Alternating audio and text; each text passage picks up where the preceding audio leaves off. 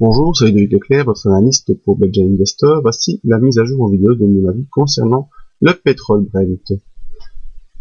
Alors, le pétrole Brent venait au mois de mars d'une zone haute située vers les 124,76 $. Il nous a fait un point bas au mois de juin vers les 89,23 $. Donc cette baisse qui était bien cadrée dans ce canal que je vous avais tracé semble bel et bien terminée depuis la séance du 29 juin où on est repassé au-dessus de la moyenne mobile de 20 périodes. Alors je vous avais alerté sur ces petits doji qui s'est fait ici le 5 juillet. Alors, attention, c'est une possibilité de refus de niveau et avec un possible retour à l'approche des 38% sur les points bas. Alors on va faire un petit zoom en avant, maintenant qu'on voit d'où on était et jusqu'où on est allé. Donc ça nous a permis de placer les retracements de Fibonacci de manière optimale et de donner donc maintenant les niveaux de support-résistance. On va un petit zoom sur les 3 mois, où on voit qu'en effet cette zone des 23% a pu jouer un rôle de support lors des baisses du 6 et du 10 juillet, et la zone des 38% à 102,8 joue encore son rôle de résistance. Et la clôture de vendredi au-dessus de la M50, au contact de la zone des 38%, avec, vous le voyez, un écartement des bandes de Bollinger. Tout cela sont des signaux positifs pour une possible poursuite du rebond jusqu'au moins les 50% à 106,99 $, autant dire 107 $. Il faudra toutefois, dès lundi, pouvoir franchir la zone des 38% qui est actuellement à 102,8 $ ici.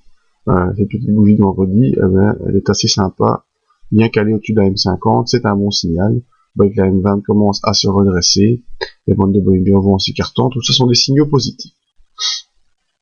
Pardon, voyons maintenant le MACD, toujours lui bien positif, au-dessus de son signal qui est haussier. On repasse au-dessus de 0, c'est aussi un très bon signal pour une poursuite de la hausse. Tout ça est bien orienté. Le RSI continue à progresser, reste actuellement dans une zone neutre entre 60 et 40 et pourrait venir accélérer au-dessus des 60 si les cours parviennent encore à progresser. Le stochastique qui nous a donné la belle impulsion haussière qu'on a connue ces dernières semaines est en zone de surachat. Ça ne veut pas dire qu'on va se retourner tout de suite, mais simplement qu'on est au maximum d'une impulsion haussière. Et alors très important, l'OBV à surveiller, mais l'OBV commence simplement à un peu se redresser. C'est pas encore le gros emballement qu'on a connu lors de la vente. Vous voyez, la vente a connu une pression vendeuse très importante. Et ici, on revient légèrement à l'achat sur le prix du pétrole qui paraît peut-être bas pour certains. Donc voilà, les prix du pétrole sont en tendance haussière depuis quelques semaines. On peut tracer un petit canal haussier ici, même s'il n'est pas très franc.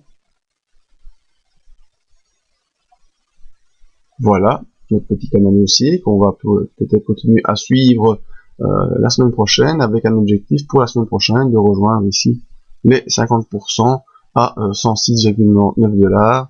Attention aussi à un possible pullback suite au contact des 38% vers le bas du canal et la M20 qui sera ici à mon avis, à force de se retourner, viendra ici aux environs des 98,89 $ en support dynamique. Donc à suivre sur les cours du pétrole, un probable rebond haussier qui pourrait encore un peu se poursuivre la semaine prochaine.